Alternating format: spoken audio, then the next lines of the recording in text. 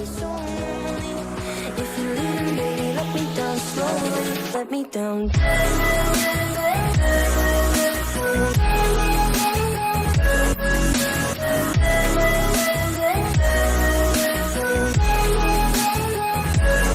me down.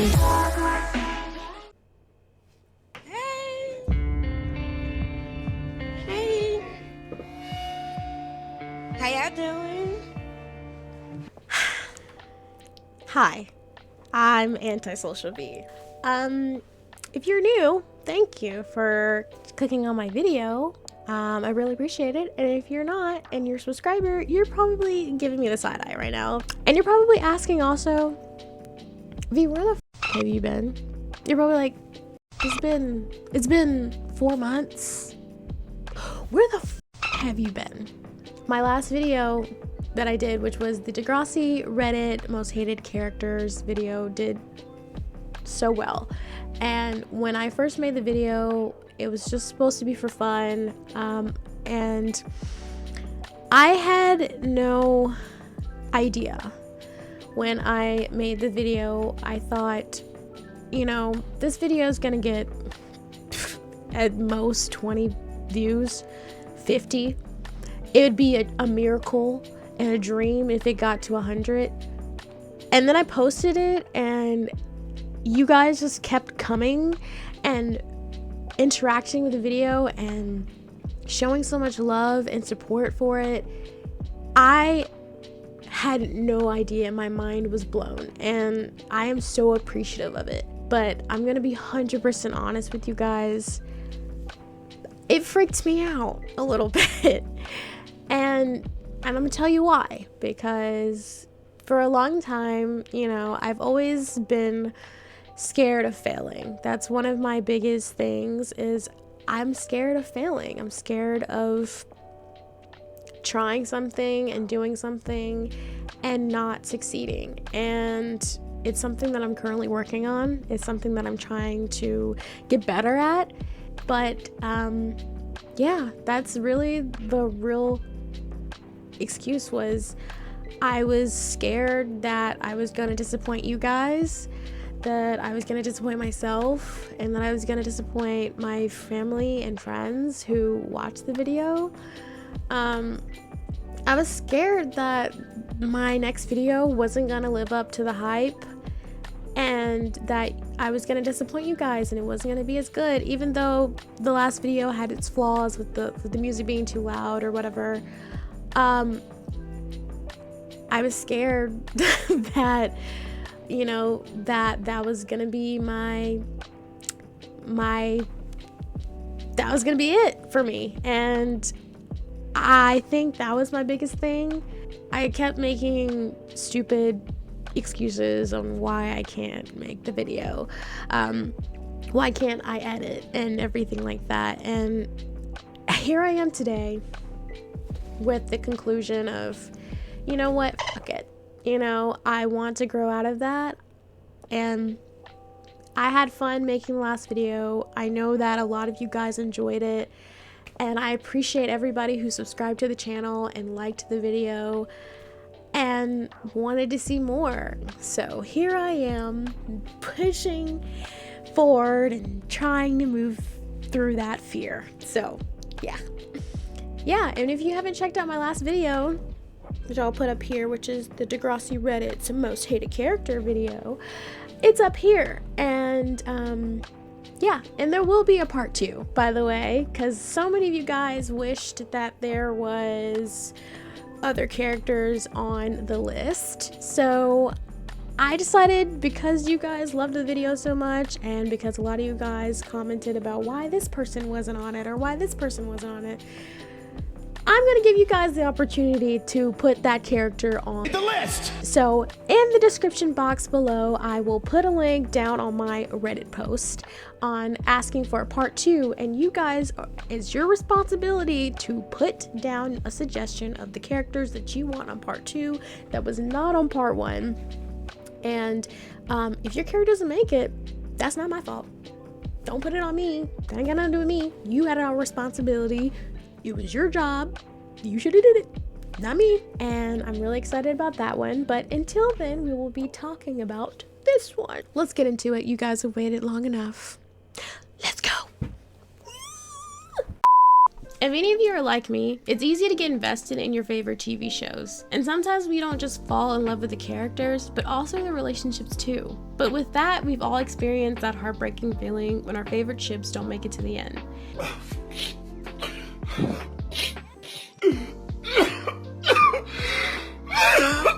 And Degrassi is no exception. And since you guys loved my last video I did, I figured I'd do another one of Degrassi Reddit's favorite non-endgame couples on the show. But before we get into it, I'm gonna quickly say I did do things differently this time. There were a few different couples that were mentioned, and so instead of only picking the ones that had the most upvotes and mentions, I did different rounds of polls to see what couples got the most votes.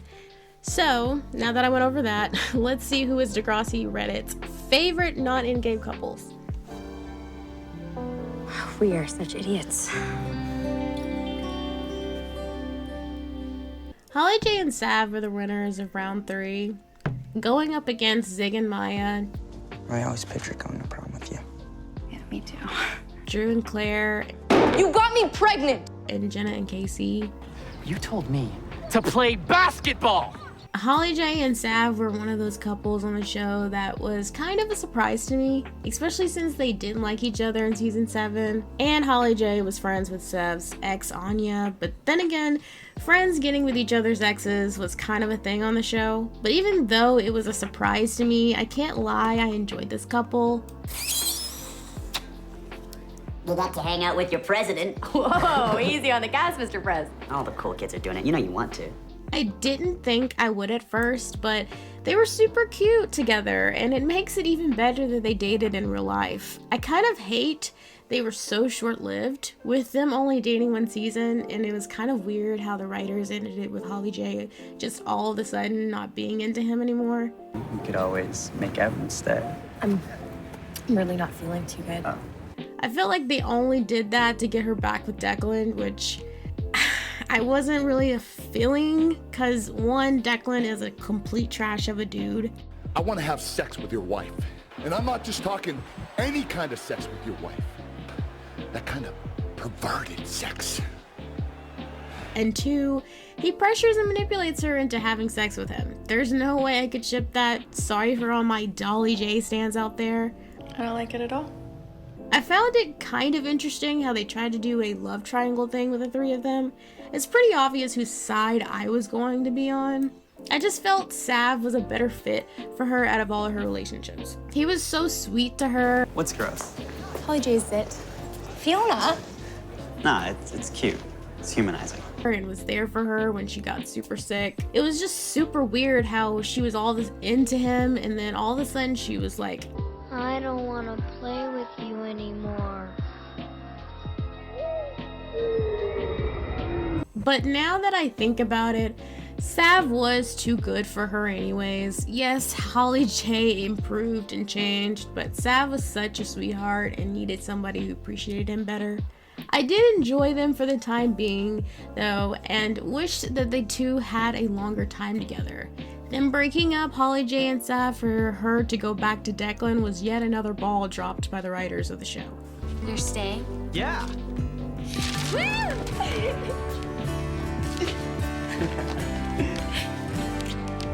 Sean and Ellie won round 4, going up against Manny and Craig, me, Manny and Damien. What? Do not ask me why they're on this list, and Peter and Darcy. Played you, Darcy. Just like you played me. I know this is an unpopular opinion, but Sean is one of my favorite characters on the show. I have a soft spot for him, and I did like him and Ellie's relationship. Move in with someone who loves you.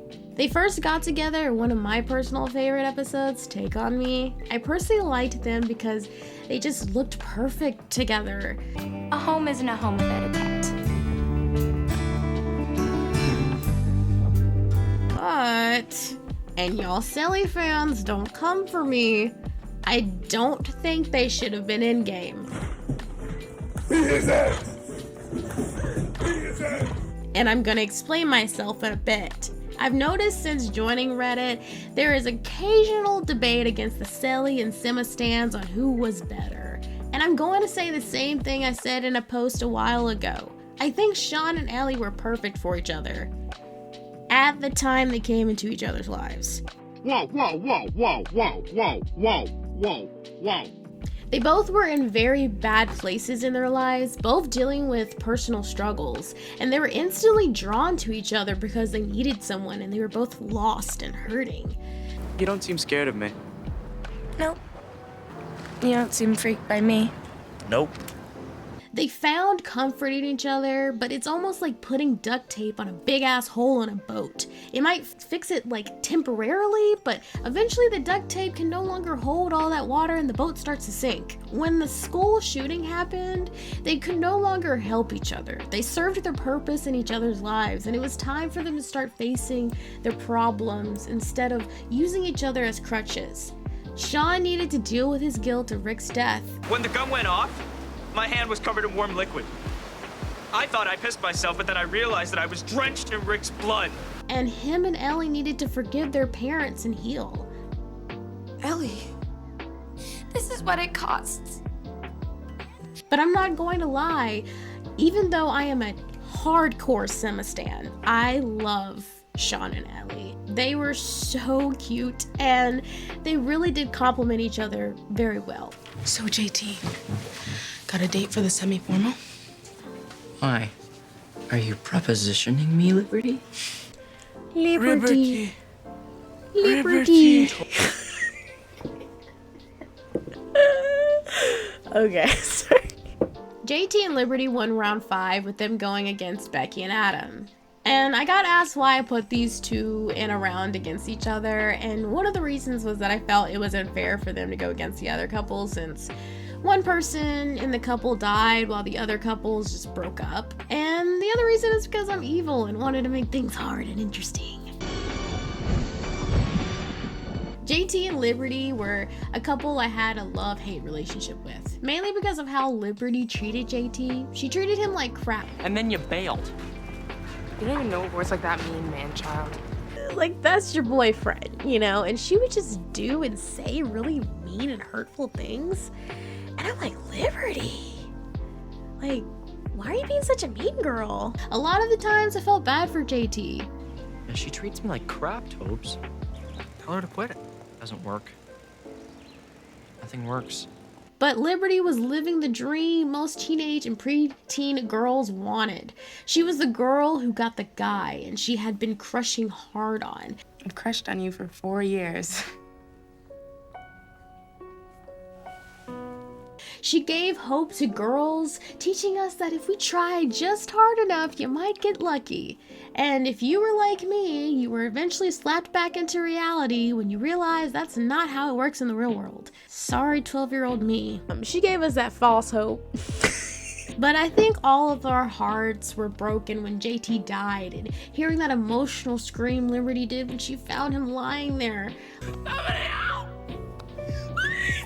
Like, oh my gosh, I still get chills. The way they played with our emotions, making us think they were gonna get back together just for him to get disrespectfully stabbed was so fucked up. But even though they weren't perfect, you could tell there was a lot of love between them. I'm gonna go out there and I'm gonna get myself a big bowl of Liberty. Oatmeal. Which made it even more heartbreaking. But I did love they gave the audience and Liberty closure with him saying he still loved her. I'm sorry, man, but he still liked her. But it's still not the same. And I will never get over these two never being in game. It's so fucked up. Still, after all these years, it still gets me. I cannot. Wish we didn't have to say goodbye. Maybe we don't.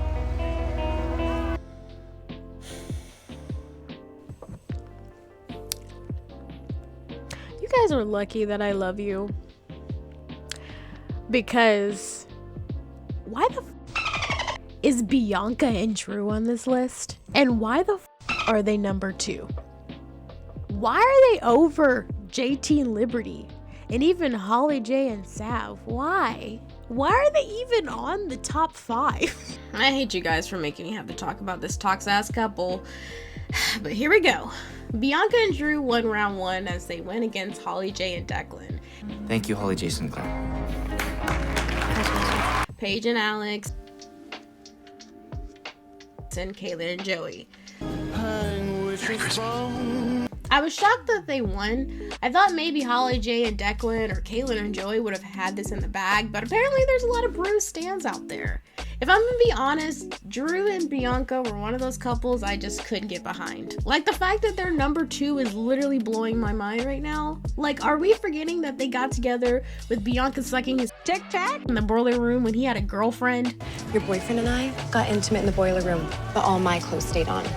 Or that she told everyone that his brother was trans. Is it Gracie or Tranny? Oh, or that she is the reason Drew had severe PTSD from getting his ass beat by that gang.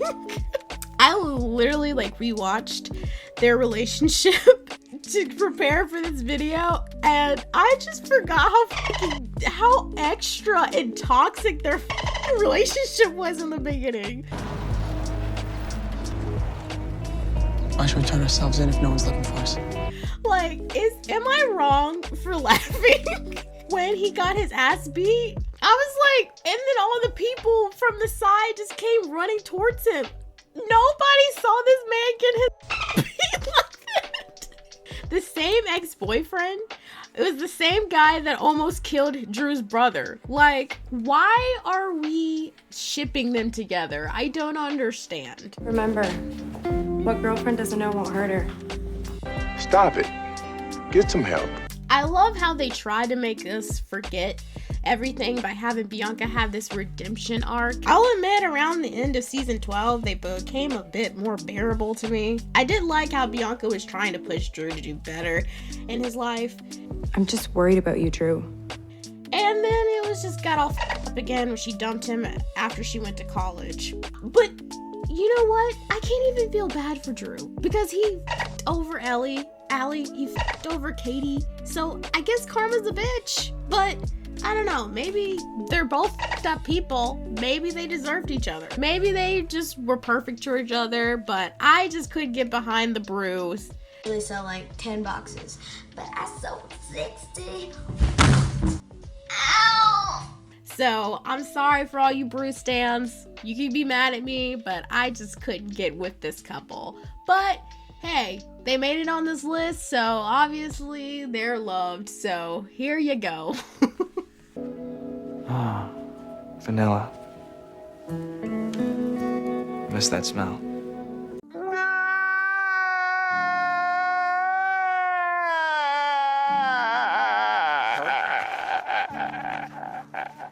As a hard Simma stan, I'm very happy with who's number 1 on this list. Sean and Emma won round 2 with them going up against Craig and Ashley. If you think you're just gonna walk away. Jade and Spinner. I really like you. I like you too. And Fiona and Imogen. I mean, what you said about impressing me, which you are. Nailing, by the way. I could go all day as to why I love Emma and Sean, but I know y'all got things to do, so I'm gonna try and make this quick. I honestly think Sean and Emma are one of those couples that are loved for so many different reasons. One being the nostalgia. I mean, you can't beat the fact that they were each other's first love. Okay, so what do you want? Maybe? I'm not sure. But I think he asked me on a date. The other reason is the insane chemistry that they had. Daniel Clark and Miriam McDonald just had that it factor with each other that most couples on Degrassi kind of lacked a bit. Man, I missed you. I missed you too. And another thing is them being the classic story of the bad boy and the good girl falling in love. The perfect girl and the guy who doesn't deserve her. But I'm going to tell you why Simma is my personal favorite. I have loved Sean and Emma since day one, and even though my thoughts on different things on the show has changed with age, my love of Sean and Emma has never. One of the reasons I love them is I loved how they pushed each other to do better. Sean and Emma were notorious for calling each other out on each other's crap. All you did was build a wall between yourself and the world to hide behind. Look, it's not that serious. What? Expressing my opinion isn't important? Well, that's all my brother's trying to do. which a lot of people failed to do for them. They weren't scared to tell each other how it was, which I think ultimately made each other better in the end. I want you to challenge me. I want you to call me on my crap. And I don't think them doing that came from a bad place, but rather the fact that they cared about each other. Just a big stupid loser like that. Yeah, so is that what you want me to say? Do you want me to call you a big, stupid loser, Sean? Is that what you want? And knew what each other could amount to. Sometimes when you love someone, you have to give them tough love, and if they love you enough, they might be mad at first, but they'll eventually know it's coming from a good place. Emma, I'm sorry for everything I've put you through. And I think Emma and Sean were perfect examples of that. If it wasn't for Emma, Sean wouldn't have wanted better for himself. I'll ask Tony for my job back. Okay, I'll get my high school equivalency. I'll start looking for my own place. He would have continued to see himself as a failure and fell down the wrong path. And don't get me wrong, I know they were toxic at times, but I kind of liked it. I kind of enjoyed it. And I kind of enjoyed them coming from totally different worlds and falling for each other. I can't help it. Sean is in here. Call me corny, but I just loved them together, and I love that classic bad boy and good girl falling in love. And I know it's corny, but I love it. Another thing that makes me love them so much is the fact that Sean came back for Emma. He was gone for almost 2 seasons, and he came back to Degrassi to be with her. When I came back here from Wasega, Emma, it wasn't for school or to open a garage. It's none of that. I know some people said that they retconned his feelings for Ellie to do that, but I don't get that logic. They retconned. No, they didn't. They didn't retcon shit. They foreshadowed it. They didn't retcon anything. They foreshadowed it, and it's sweet. So let it be. They're meant to be. Okay, they're meant to be. Drop it. Plus sides, Ellie had graduated and went off to college. It made sense for Emma to be the one he came back for. One thing I hated about the Degrassi writers is how they did their relationship in season 6. I'm not sure if it had anything to do with Daniel Clark. Maybe he had other projects or focuses out of Degrassi, and that's why he left in season 4 and wasn't really on season 6 much. I don't know, you guys let me know in the comments if y'all know why. But I hated how they wrote their relationship. I was left wanting to see more of them, getting more storylines, more development. Instead, we were given half-ass writings for their relationship. Them having Emma just randomly be like, oh, I'm not in love with you anymore, I want to be with Damien. And ship Sean off to the military? And what hurt worse was that they just randomly paired Spinner with her to marry instead of having a build towards it.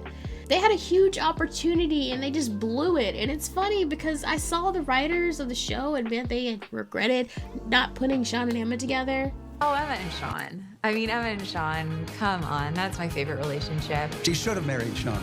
I don't know how she married Spinner. I don't know how we let that get through. I'm like, well shit, it's too fucking late now.